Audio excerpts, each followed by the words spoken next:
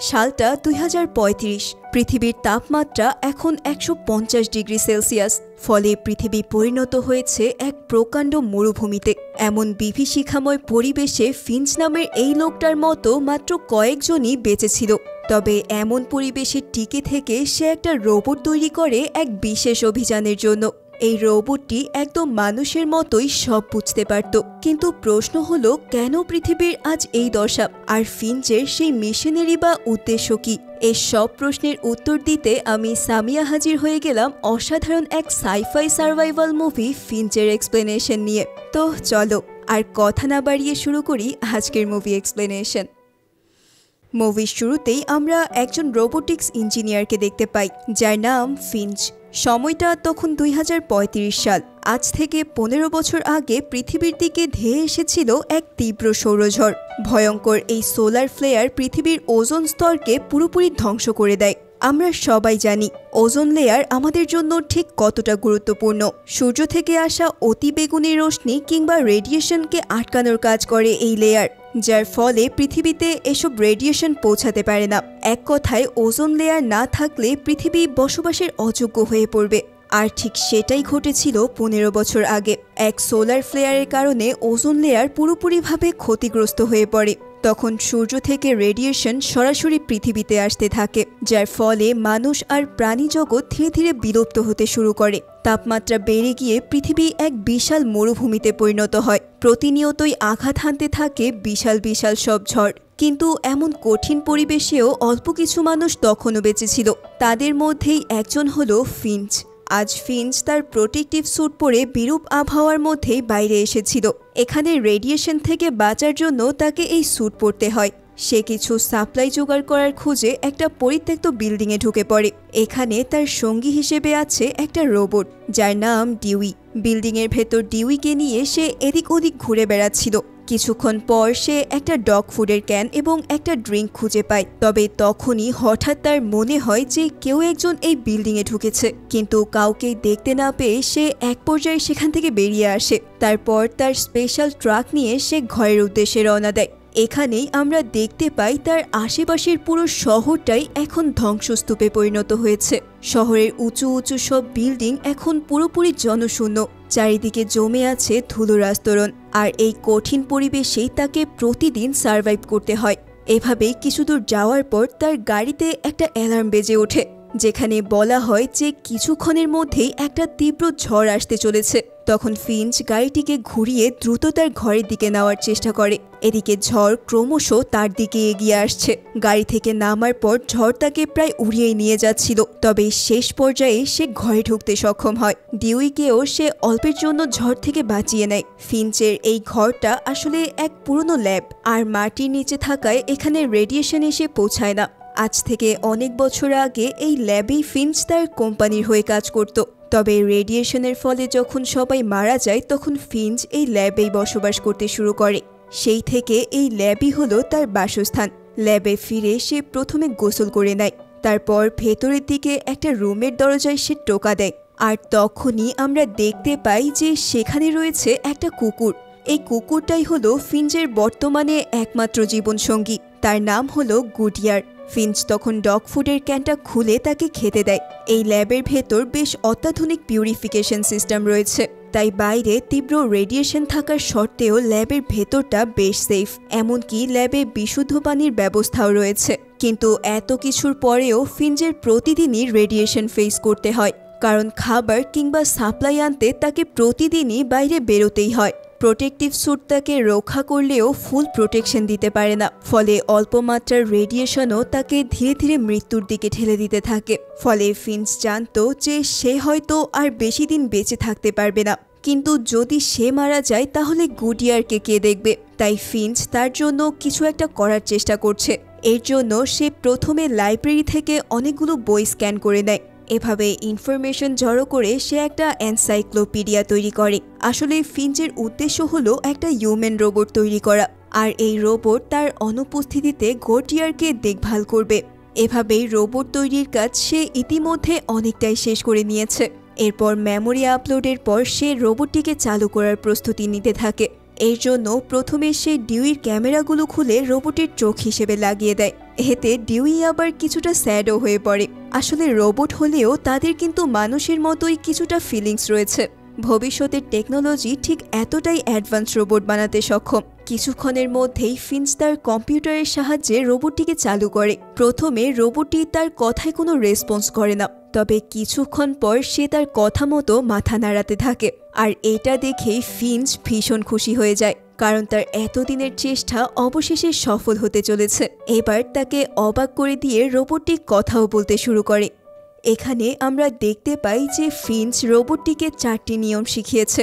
এর মধ্যে প্রথমটা হলো রোবট কখনো মানুষের ক্ষতি করতে পারবে না, আর শেষ নিয়মটি সবচেয়ে বেশি ইম্পর্ট্যান্ট। এই নিয়ম অনুসারে তার অনুপস্থিতিতে এই রোবট গুডিয়ারের দেখাশোনা করবে।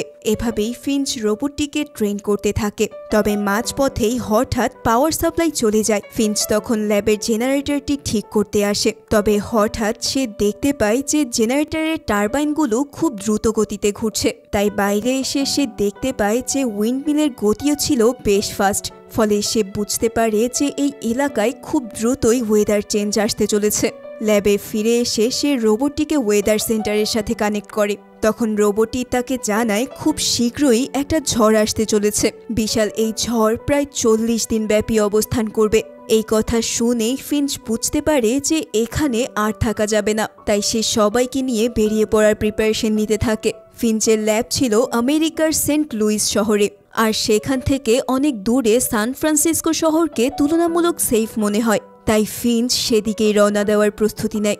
প্রথমে সে রোবটের ডেটা ট্রান্সফার স্পিড বাড়িয়ে দেয়, তবে রোবটটি তখন তাকে জানায় যে কেবল 72% ডেটাই সে ট্রান্সফার করতে পারবে, কারণ ঝড় আসার আগে এর চেয়ে বেশি ডেটা ট্রান্সফার করা সম্ভব না। তখন ফিঞ্চও 72% ডেটা নিয়েই তাকে আপগ্রেড করার সিদ্ধান্ত নেয়। এরপর সে তাকে হাঁটাহাঁটি করা সহ কিছু বেসিক মুভ শেখায়। রোবটটিও খুব দ্রুতই সেগুলো শিখে নেয়। তার ট্রেনিং শেষে ফিঞ্চ জার্নি করার জন্য রেডি হয়। তবে ডিউইর ক্যামেরা খুলে নেওয়ায় সে বেচারা ঠিকঠাক মতো চলাফেরাই করতে পারছিল না।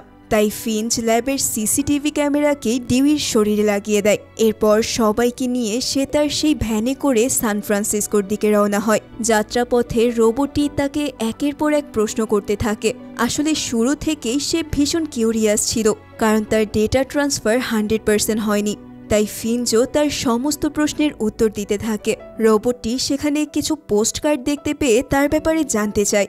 তখন ফিঞ্চ জানায় এই কার্ডগুলো তার এক আঙ্কেল তাকে পাঠিয়েছে।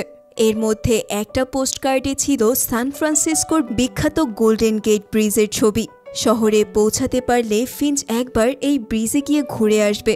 এভাবে কথা বলতে বলতে তারা সেন্ট লুইস শহরের শেষ প্রান্তে এসে পৌঁছায়। ফিঞ্চ তখন ভাবে যে রোবটটিকে এবার কিছু সার্ভাইভাল স্কিল শেখানো দরকার। তাই সে তাকে সাথে নিয়ে ভ্যান থেকে নেমে পড়ে। এরপর সে তাদের সামনে একটা পুরনো থিয়েটার দেখতে পায়। থিয়েটারের সামনে গিয়ে ফিঞ্চ তালাটি খোলার অনেক চেষ্টা করতে থাকে, কিন্তু তা ভাঙতে না পেরে সে রোবটের সাহায্য চায়। তখন রোবটটি এক টানেই দরজাটি ভেঙে ফেলে।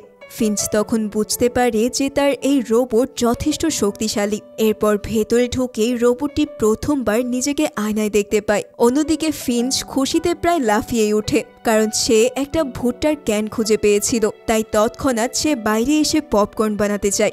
যথারীতি সে ভুট্টাগুলোকে একটা প্লেটে ঢালতেই সেগুলো নিচ থেকেই পপকর্ন হতে শুরু করে। এর মানে তো বুঝতেই পারছো, বাইরের টেম্পারেচার ঠিক এতটাই বেশি ছিল যে লিটারেলি সূর্যের তাপে নিচ থেকেই পপকর্ন তৈরি হচ্ছে। আর এই কারণেই ফিঞ্চ তার প্রোটেক্টিভ স্যুট ছাড়া এই পরিবেশে কিছুতেই টিকে থাকতে পারত না। তবে হঠাৎ সে দূরে তাকিয়ে চমকে ওঠে। তার প্রোটেক্টিভ স্যুটেও ওয়েদার অ্যালার্ট বাজতে থাকে। মুহূর্তেই ফিঞ্চ বুঝতে পারে যে কিছুক্ষণের মধ্যেই এখানে বিশাল এক টর্নেডো আঘাত হানতে চলেছে। তাই সে দ্রুত রোবটটিকে নিয়ে ভ্যানে ফিরে যায়, আর গুডিয়ারকে সেফ জায়গায় রেখে দুজন আবারও বেরিয়ে আসে। ফিঞ্চ রোবটটিকে শিখিয়ে দেয় যে কিভাবে কেবল আর খুঁটির মাধ্যমে ভ্যানটিকে মাটিতে আটকে রাখতে হবে। তারপর তারা দুজন মিলে কেবলগুলো বাঁধতে শুরু করে। কাজ শেষে ফিঞ্চ ফিরে গেলেও রোবটটা তখনও একটা কেবলকে টাইট করতে থাকে। ফিঞ্চ তখন তাকে ভেতরে আসার জন্য তাড়া দিলে টর্নেডো আঘাত হানার একেবারে আগ মুহূর্তে রোবটটিও ভ্যানে উঠে পড়তে সক্ষম হয়। এবার তাদের উপর দিয়ে পাস হয় সেই ভয়ঙ্কর টর্নেডো। ফিঞ্চ সহ গাড়ির ভেতর থাকা সবাই তীব্র ঝাঁকুনি অনুভব করছিল। টর্নেডোটি তাদের ভ্যানকে প্রায় উড়িয়ে নিয়ে যাচ্ছিল। তবে সব কেবল খুলে গেলেও শুধু একটা কেবলই তাদের বাঁচিয়ে দেয়, আর সেই কেবলটি এই রোবটটি গেড়েছিল। সেই শেষ মুহূর্ত পর্যন্ত কেবলটিকে শক্তভাবেই টাইট করে দিয়েছিল। অতঃপর টর্নেডো থামার পর ভ্যান থেকে নেমে ফিঞ্চ তাকে ধন্যবাদ জানায়, কারণ তার জন্যই আজ তারা সবাই বেঁচে গিয়েছে। তবে সবাই বেঁচে গেলেও তাদের গাড়ির সামনের টায়ারটি ফেটে গিয়েছিল। তখন ফিঞ্চ রোবটকে নিয়ে টায়ার পাল্টানোর জন্য রেডি হয়, কিন্তু তার কাছে ভ্যানটিকে তুলে ধরার জন্য কোনো জ্যাক ছিল না। তখন তাকে অবাক করে দিয়ে রোবটটি একাই ভ্যানটিকে তুলে ধরে। এটি দেখে ফিঞ্চ বেশ অবাকই হয়। এভাবে তার সাহায্যে ফিঞ্চ সামনের টায়ারটি ফিক্স করে নেয়। এতক্ষণে ফিঞ্চের মাথায় আসে যে রোবটটিকে তার একটা নাম দেওয়া দরকার। তখন রোবটটি বলে ওঠে উইলিয়াম শেক্সপিয়ার নামটা তার ভীষণ পছন্দ। আসলে সে থিয়েটারের ভেতরে শেক্সপিয়ারের লেখা একটা প্লে দেখেছিল। ফিঞ্চ তখন হেসে বলে যে এই নামটা তো রাখা যাবে না, কারণ এটি অনেক বেশি বড় হয়ে যায়। এরপর তারা ভ্যানের ভেতর ফিরে বেশ কিছুক্ষণ নাম নিয়ে আলাপ আলোচনা করে। শেষে রোবট বলে তার জেফ নামটাকে বেশ ভালো লাগে, আর ফিঞ্চও তখন থেকে তাকে জেফ বলে ডাকতে শুরু করে। এভাবে রাত হয়ে আসলে ফিঞ্চ সেখানেই রাতটা কাটিয়ে দেয়। পরের দিন সকালে গুডিয়ার এবং জেফের চেঁচামেচিতে তার ঘুম ভাঙে। সে দেখতে পায় যে জেফ কুকুরের মতোই ডাকাডাকি করছে। আসলে বেচারা জেফ গুডিয়ারের ভাষা বোঝার চেষ্টা করছিল, কিন্তু তাতে কুকুর গুডিয়ার আরো বেশি ক্ষেপে গিয়ে চিৎকার করতে থাকে। তখন ফিঞ্চ জেফকে বলে যে সে এখনো হয়তো তোমাকে ট্রাস্ট করে উঠতে পারছে না, সুতরাং তার ট্রাস্ট অর্জন করার জন্য তোমার আরো কিছুটা সময় লাগবে। এরপর ফিঞ্চ আবারও গাড়ি চালাতে শুরু করে। সান ফ্রান্সিসকো তাদের থেকে অনেকটাই দূরে ছিল, তাই প্রতিদিন লম্বা সময় ধরে তাকে ড্রাইভ করতে হতো, আর তাদের গাড়িটা চলতো সোলার অ্যান্টেনার সাহায্যে। তখন ড্রাইভ করার সময় জেফ হঠাৎ জিজ্ঞেস করে যে ট্রাস্ট কাকে বলে। ফিঞ্চ তাকে ট্রাস্টের সংজ্ঞা দিতে গিয়ে নিজেই ভাবনায় পড়ে যায়।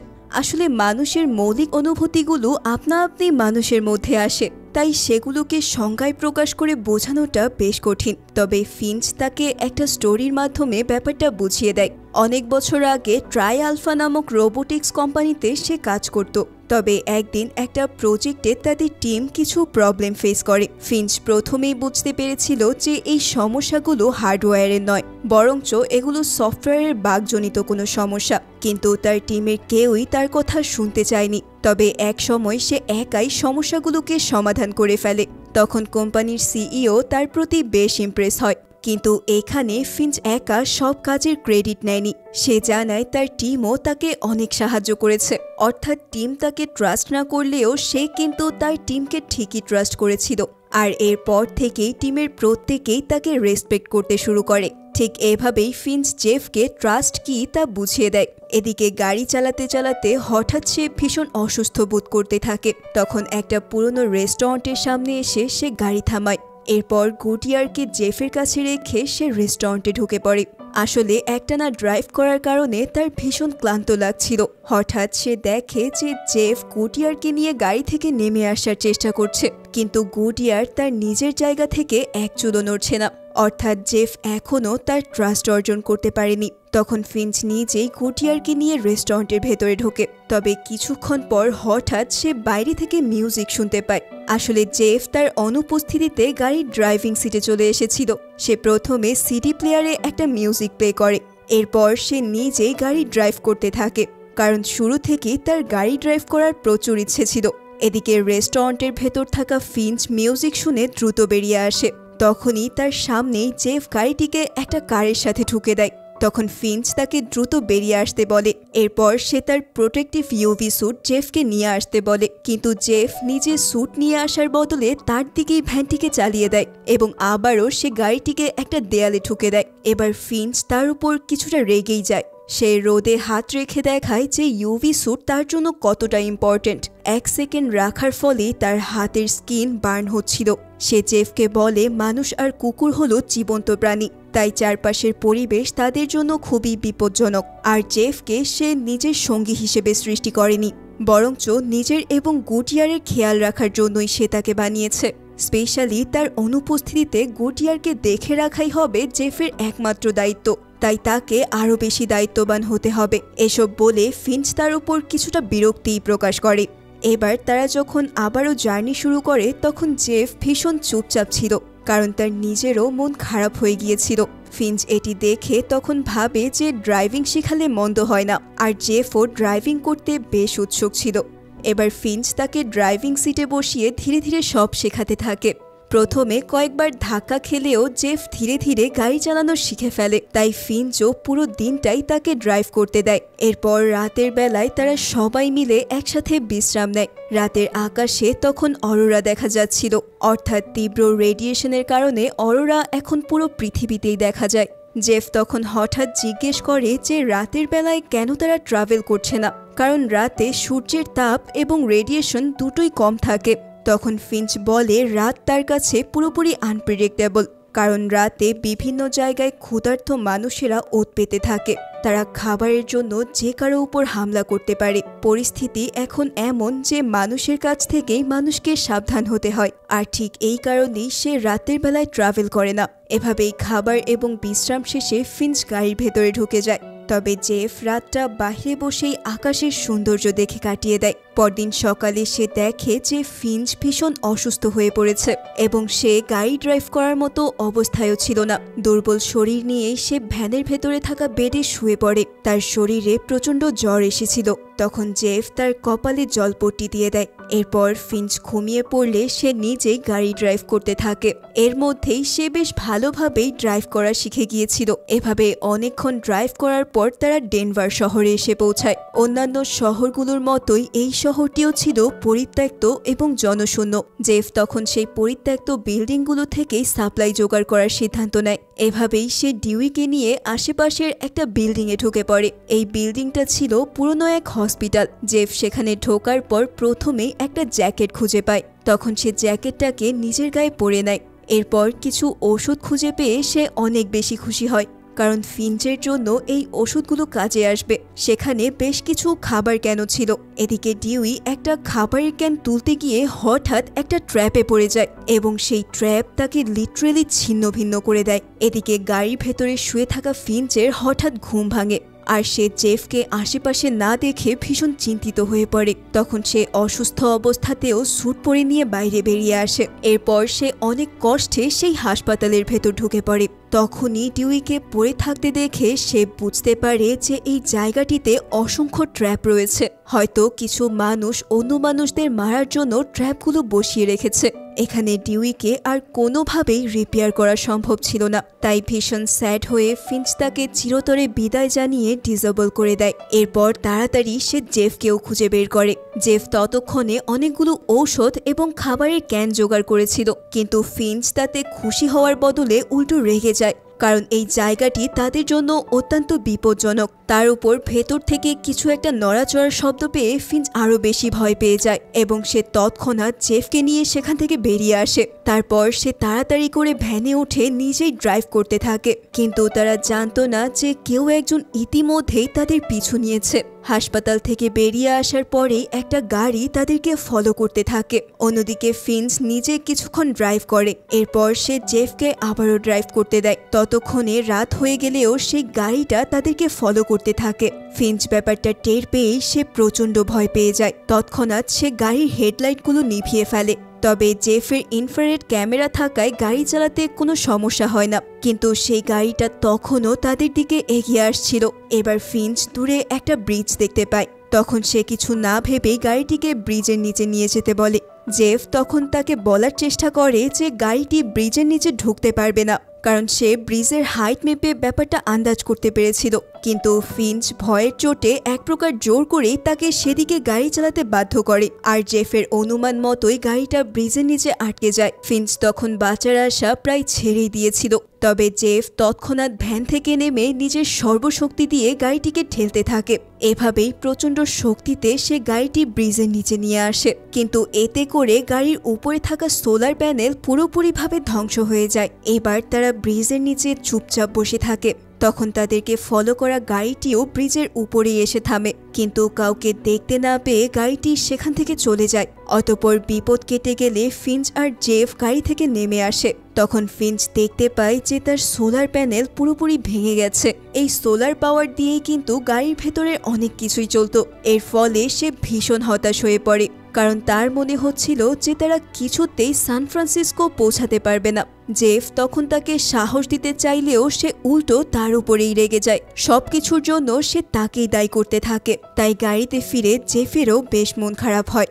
তবুও সে বলে যে তারা গোল্ডেন গেট ব্রিজে অবশ্যই পৌঁছাবে, কারণ ফিঞ্চের উপর তার বিশ্বাস রয়েছে। তখন ফিঞ্চ জেফকে তার সাথে ঘটে যাওয়া একটা স্টোরি বলে। আজ থেকে অনেক বছর আগে সোলার ফ্লেয়ার পৃথিবীকে বসবাসের অযোগ্য করে তুলেছিল। তখন কিছু লোক ঘরে বসে থেকে ভেবেছিল তারা হয়তো বেঁচে যাবে, কিন্তু শেষমেশ তারা কেউই বেশি দিন বাঁচতে পারেনি, কারণ অন্যরা যারা বেঁচে ছিল তারা খুব দ্রুতই ফুড সাপ্লাই শেষ করে ফেলে। ফলে তখন বেঁচে থাকার জন্য মানুষ একে অপরকেই খুন করতে থাকে। কাউকে খুন করে তার সাপ্লাই লুট করা ছিল নর্মাল ব্যাপার। তবুও মানুষ নিজেদের জীবনের রিস্ক নিয়ে খাবার খুঁজে বেড়াতো। ঠিক এমনই একদিন ফিঞ্চও একটা সুপারমার্কেটে খাবার খুঁজে বেড়াচ্ছিল। সেখানে সে একটা নুডলসের প্যাকেট পেয়ে ভীষণ খুশি হয়। তবে তখনই হঠাৎ সে দূর থেকে একটা বাচ্চা মেয়ে এবং তার মাকে আসতে দেখে।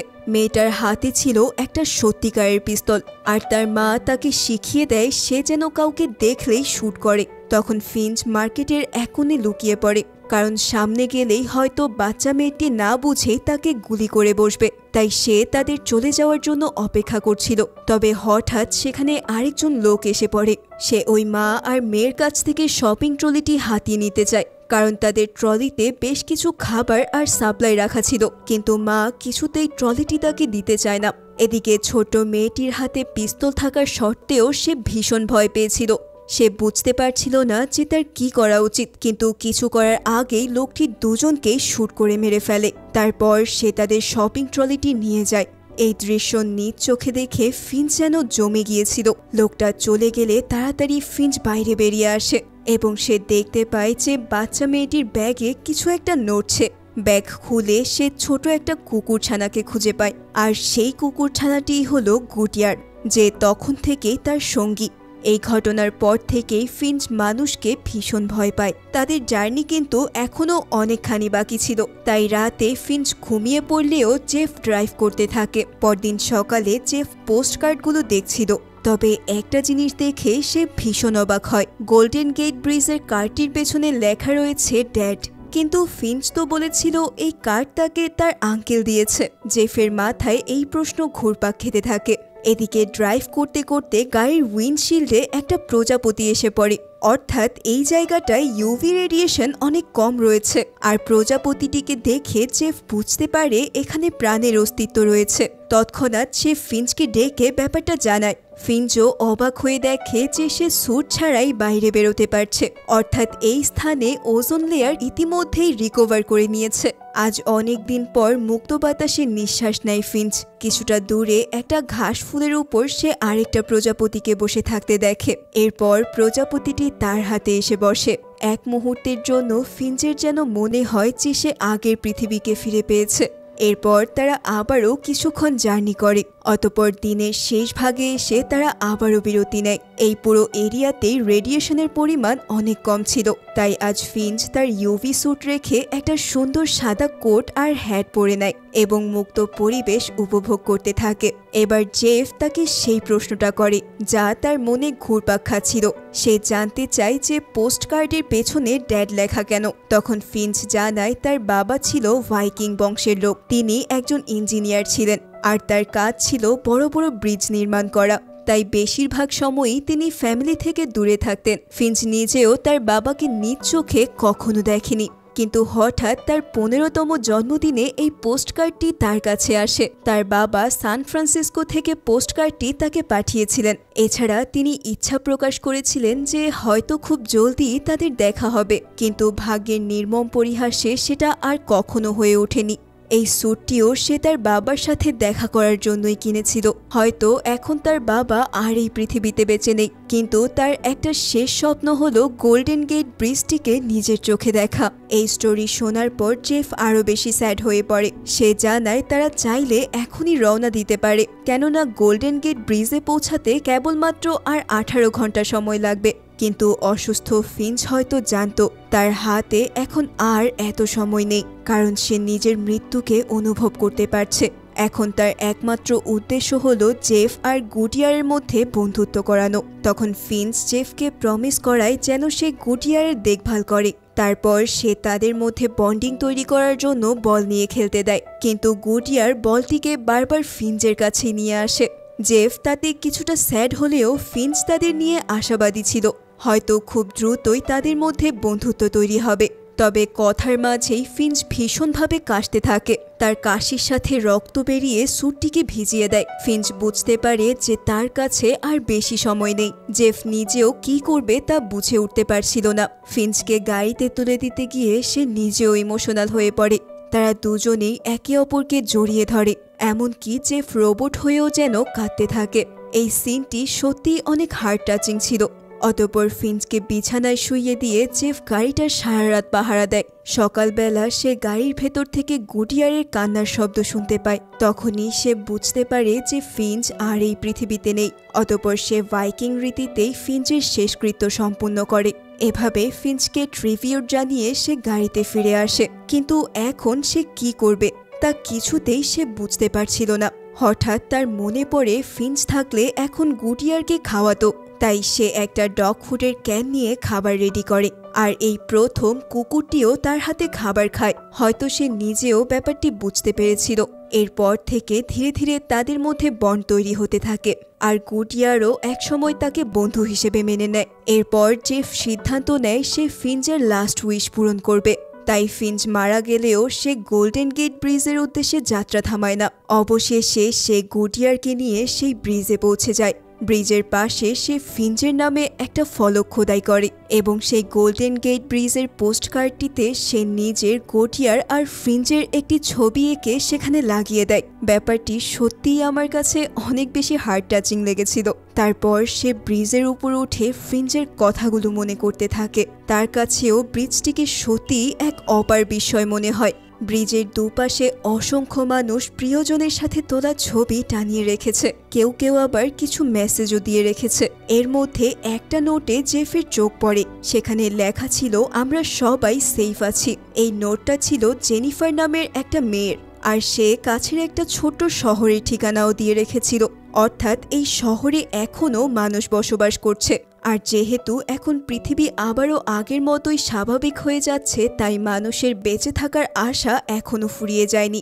অতঃপর জেফ গুডিয়ারকে নিয়ে সেই শহরের উদ্দেশ্যেই যাত্রা শুরু করে, কারণ ফিঞ্চের মতো ভালো মানুষদেরকে সে সাহায্য করতে চায়। এবার তার নতুন জার্নি হলো সেই শহরের উদ্দেশ্যে। আর ঠিক এই সিনের মধ্যে দিয়েই এই অসাধারণ মুভিটিও এখানেই শেষ হয়ে যায়। তো তোমাদের কাছে আজকের ভিডিওটি কেমন লাগলো আমাকে জানাতে কিন্তু একদমই ভুলে যেও না। তাহলে আজকের ভিডিওটি এই পর্যন্তই। আশা করছি তোমাদের সাথে খুব জলদি দেখা হবে নতুন কোনো ভিডিওতে। ততক্ষণ পর্যন্ত তোমরা সবাই অনেক বেশি ভালো থেকো। ধন্যবাদ সবাইকে।